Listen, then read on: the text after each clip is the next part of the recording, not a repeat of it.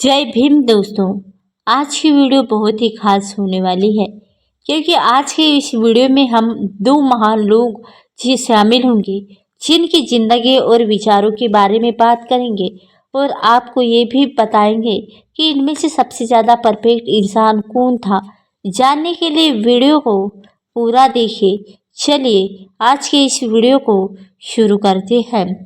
नमस्कार दोस्तों। बाबा साहेब आम्बेडकर और महात्मा गांधी हमारे देश के दो महान प्रसिद्ध स्वतंत्रता सेनानी हैं, लेकिन जानते हैं दोनों में कई मतभेद थे और जातिवाद के मुद्दे पर उनके बीच कई मतभेद और बहसें हुई।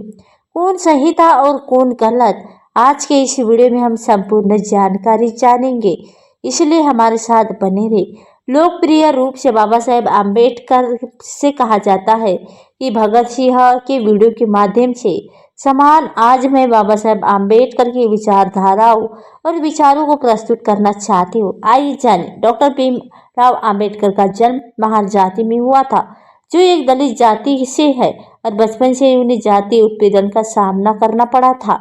और उदाहरण के लिए उन्हें स्कूल में उनके भाई और वह एकमात्र दलित छात्र थे। उन्हें स्कूल में बैठने के लिए अपने घर से बोरियां लाने को कहा गया था और उन्हें स्कूल में एक ही नल से पानी पीने की भी इजाज़त नहीं थी।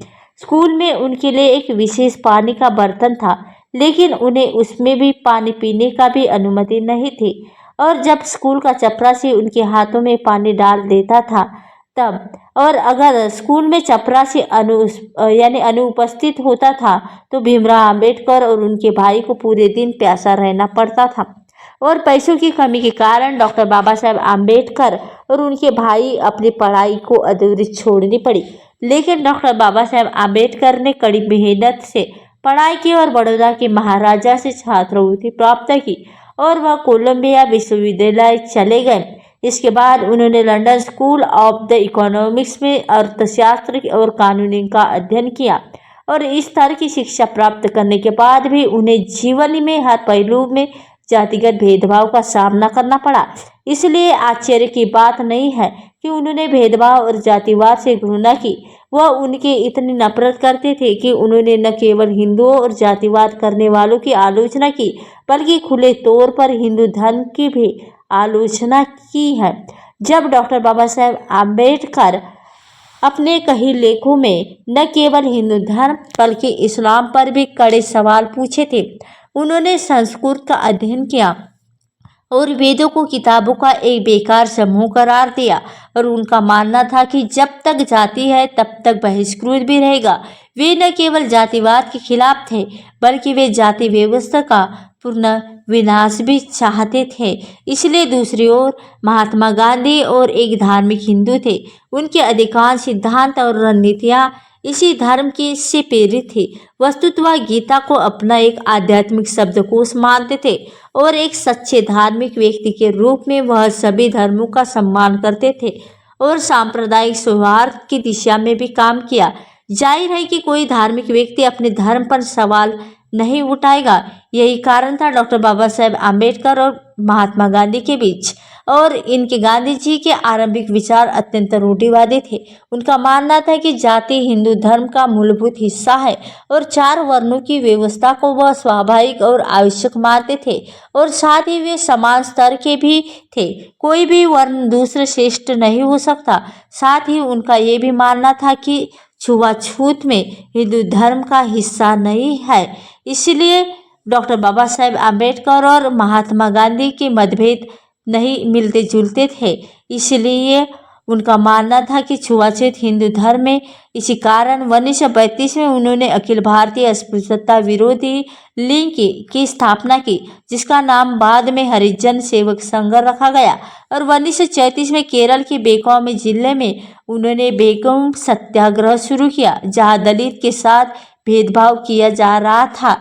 इसलिए इसी कारण से गांधी जी सभी जातियों यानी हरिजन, इसमें पेरियार जैसे प्रभावशाली समाज सुधारकों ने भी भाग लिया। तभी डॉक्टर बाबा साहेब आम्बेडकर और गांधी जी की विचारधाराओं में आप स्पष्ट अंतर देख सकते हैं और गांधी जी के प्रारंभिक विचार काफ़ी समस्याग्रस्त माने जा सकते हैं। वह अत्यंत रूढ़िवादी और रूढ़िवादी थे, इस हद तक कि उन्होंने जातिवाद की भी खुलकर आलोचना की थी। और साल 1920 के दशक में उन्होंने सार्वजनिक रूप से कहा कि वे अंतर्विवाह और अंतर्भोजन का समर्थन नहीं करते। और सोएगवंश गांधी जी के बेटे मानिकलाल को एक मुस्लिम लड़की फतिमा से भी प्यार हो गया था और गांधी जी उनकी शादी सख्त खिलाफ थे और उन्होंने ऐसा नहीं होने दिया। और 1927 में फिर उनके दूसरे बेटे देवदास यानी लक्ष्मी नाम की लड़की से शादी करना चाहते थे। तब गांधी जी यानी महात्मा गांधी जी इसके कड़क आलोचना में और उनकी शादी के खिलाफ थे, क्योंकि वह उनके जाति से नहीं थे। तब गांधी जी बनिया और ब्राह्मण के बीच विवाह का समर्थन नहीं करना चाहते थे। अगर मैं आपको बाकी कहानी नहीं बताऊंगी तो ये आधा सच होगा, क्योंकि समय के साथ गांधी जी की विचारधारा और अधिक प्रगतिशील होती गई। साल 1932 में उन्होंने अंतर्जातीय विवाह पर अपनी राय बदल दी और उन्होंने स्वीकार किया कि वह एक गलत थे, यानी महात्मा गांधी गलत थे, ये उन्होंने स्वीकार किया। तभी प्रतिबंध हिंदू समाज को कमजोर कर रहा था। तो और इसी तरह से अगले साल उनके बेटे देवदास की शादी आखिरकार लक्ष्मी से हो सके। साल 1946 में स्थिति ये भी थी कि गांधी जी ने कहा था कि वे अपने आश्रम में पुरुषों और महिलाओं को तब तक विवाह नहीं करने देंगे जब तक उनके कोई हरिजन न हो। और उन्होंने ये भी कहा कि अगर उनका बस चले तो सभी लड़कियों को हरिजन पति ढूंढने के लिए मना ले। और दूसरी ओर जब अक्टूबर यानी 1935 में यानी गांधी जी ने उन्होंने ये भी कहा कि अगर उनका बस चले तो सभी लड़कियों को हरिजन। और एक सम्मेलन में डॉक्टर बाबा साहेब आम्बेडकर से खुले तौर पर भी घोषणा की थी कि वह हिंदू धर्म को छोड़ना चाहते हैं। प्रारंभ में उनका इरादा सिख धर्म अपनाने का था, लेकिन कुछ कारणों से वह हमसे सफल न हो पाए और इसमें और बाद उन्होंने बौद्ध धर्म अपना लिया। तब कुछ मिलाकर डॉक्टर बाबा साहेब आम्बेडकर और महात्मा गांधी के बीच सबसे बड़ी असहमति पृथक निर्वाचन क्षेत्रों को लेकर हुई थी।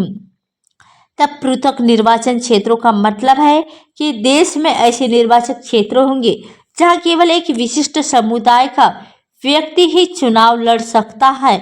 ऐसा ही डॉक्टर बाबा साहेब और उनके समुदाय से विशेष लोग ही वोट कर सकेंगे। और आज अलग अलग निर्वाचन क्षेत्र है और आप अपने निर्वाचन क्षेत्र में अपने सांसद के लिए मतदान करें। इसलिए निर्वाचन क्षेत्र के सभी निवासी अपना वोट डाल सकते हैं। यदि उनकी आयु 18 वर्ष से अधिक है तब उनका मतदान यानी आयु का वोट नहीं कर सकते। यानी पृथक निर्वाचन क्षेत्रों में एक विशिष्ट मान लीजिए कि सिख या मुस्लिम या ईसाई उम्मीदवार दौड़ रहा है तो केवल सिख या मुस्लिम या ईसाई लोग ही अपने निर्वाचन क्षेत्र में मतदान कर सकेंगे, बाकियों को वोट डालने की भी इजाज़त नहीं होगी।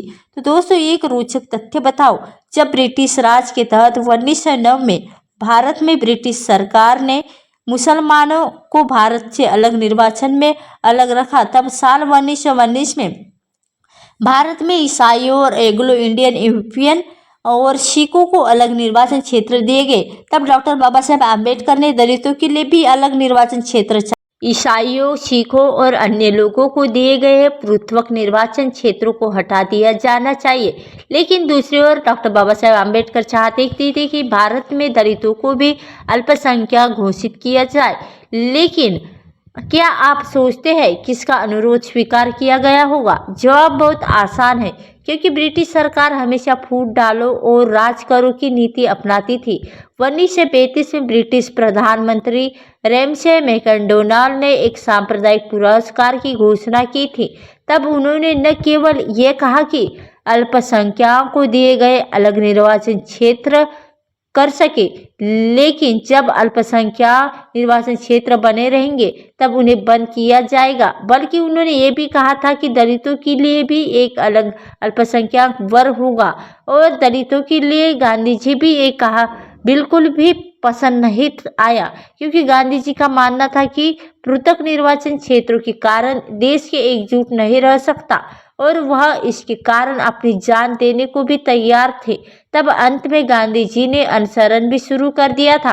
आमसरण अनुसरण, इससे डॉक्टर बाबा साहेब आम्बेडकर बहुत दबाव में आ गए थे और एक और तो वे अपनी मांगे भी पूरी करवाना चाहते थे और दूसरी ओर वे जानते थे कि यदि वास्तव में गांधी जी को नुकसान पहुंचाया तब इसके बाद डॉक्टर बाबा साहेब आम्बेडकर और महात्मा गांधी जी के बीच एक ऐतिहासिक समझौता हुआ, जब जिसे पूना पैक्ट भी कहा जाता है और आपने इसके बारे में अपने स्कूल और पाठ्यपुस्तक में पढ़ा ही होगा। और जब डॉक्टर बाबा साहब आम्बेडकर और गांधी जी ने समझौता कर लिया तब दोनों ने एक पायदान नीचे आकलन संयुक्त निर्वाचन करने का निर्णय भी लिया। तब संयुक्त निर्वाचन क्षेत्र क्या है? वे मूल रूप से ऐसे निर्वाचन क्षेत्र है जहां निर्वाचित एक राजनेता है, लेकिन जब मतदान की बात आती है तो उस निर्वाचन क्षेत्र के सभी निवासी मतदान कर सकेंगे और वोट देने का अधिकार सिर्फ एक समुदाय को नहीं दिया जाएगा। लेकिन डॉक्टर बाबा साहेब आम्बेडकर ने दोनों ने कहा कि वे पूर्व चुनाव करेंगे जिसमें केवल दलित ही मतदान करेंगे और दलित 4 उम्मीदवारों का चयन करेंगे। जब सभी मतदाता मतदान करेंगे तो 4 में से एक उम्मीदवार का चयन किया जाएगा। इसके अतिरिक्त मूल 71 आरक्षित सीटों के लिए डॉक्टर बाबा साहेब आम्बेडकर और गांधी जी को इसे 148 तक बढ़ाने के लिए राजी किया जाना चाहिए था। लेकिन जब राजनीतिक एजेंट को छोड़ दे तो सामाजिक सुधारों की बात करें तो डॉक्टर बाबा साहेब आम्बेडकर ने इनमें से बहुत योगदान दिया। उनकी रणनीति बहुत ही सरल थी, शिक्षित करो, आंदोलन करो और संगठित हो। इसका एक ही प्रमुख उदाहरण 1927 का महाड़ सत्याग्रह है और महाराष्ट्र में एक नगर पालिका है जो महाड़ है। वह अनेक अनुयायियों के साथ वहां जल पीने गए थे और जब महाड़ सत्याग्रह बहुत सरल लगता है, लेकिन उस समय के कई ऊंची जाति के हिंदू इसके पूरी तरह के खिलाफ थे। स्थिति लगभग दंगाई हो गई थी और पुलिस को हस्तक्षेप भी करना पड़ा था और इन ऊंची जातियों के हिंदू के लोगों ने पानी की टंकी को दूध और दही जैसी चीजों से शुद्ध भी किया था। और उसी वर्ष 25 दिसंबर को डॉक्टर बाबा साहेब आम्बेडकर और उनके कई अनुयायियों ने मनुस्मृति जलाने का अभियान भी शुरू किया था। इसलिए डॉक्टर बाबा साहेब आम्बेडकर मनुस्मृति एक प्राचीन हिंदू ग्रंथ है जहां जाति के नियम लिखे गए हैं। जिस दिन उन्होंने ऐसा किया उस दिन को मनुस्मृति का दहन दिवस के रूप में भी मनाया जाता है। और दूसरा प्रसिद्ध आंदोलन नासिक के कालाराम मंदिर का था। दलितों को मंदिर में प्रवेश की मनाही थी। उन्होंने इसके विरोध में जुलूस मार्च शुरू कर दिया था। वह फ्रांसीसी क्रांति के विचारों से भी प्रेरित थे। इसलिए जब डॉक्टर बाबा साहेब आम्बेडकर एक स्वतंत्रता और समानता और भाईचारा और उन्होंने न केवल इनका उल्लेख संविधान में किया बल्कि प्रस्तावना में भी लिखा और इनका जिक्र उन्होंने महाड़ सत्याग्रह में भी किया था। हम अक्सर इन विचारों को हल्के में ले लेते हैं, लेकिन मित्रों हमें ये नहीं भूलना चाहिए कि ये चीज़ें हर देश के संविधान में हमेशा मौजूद हो, ऐसा नहीं। उदाहरण के लिए अमेरिका को लीजिए, जब उनका संविधान लिखा गया तो उनमें समानता नहीं थी, न ही इसमें अस्मिता के लिए समान अधिकार थे, न ही महिलाओं को वोट देने का अधिकार था।